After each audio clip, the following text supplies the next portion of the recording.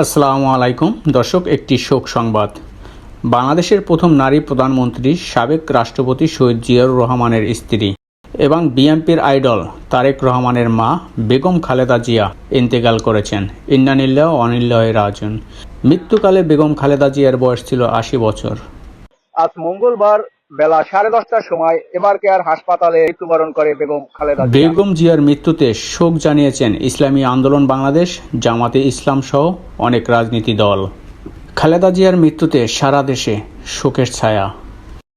মৃত্যুকালে খালেদা জিয়ার পাশে ছিলেন বিএনপির ভাইস চেয়ারম্যান তারেক রহমান, তার স্ত্রী ও একমাত্র কন্যা, এবং বিএনপির কেন্দ্রীয় নেতাকর্মী ফখরুল ইসলাম সহ অনেক নেতাকর্মী ছিলেন মৃত্যুকালে খালেদা জিয়ার পাশে।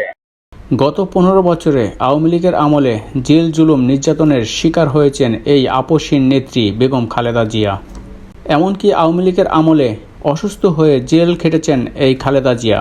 গত ১৫ বছরে উন্নত চিকিৎসার জন্য বিদেশে যেতে দেয়নি আওয়ামী লীগ।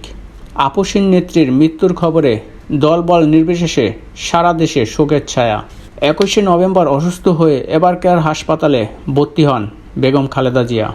আইসিইউ ও সিসিইউতেও রাখা হয় তাকে, কিন্তু শেষ রক্ষা হয়নি। আল্লাহর ডাকে আজ এমআর কেয়ার হাসপাতালে মৃত্যুবরণ করে।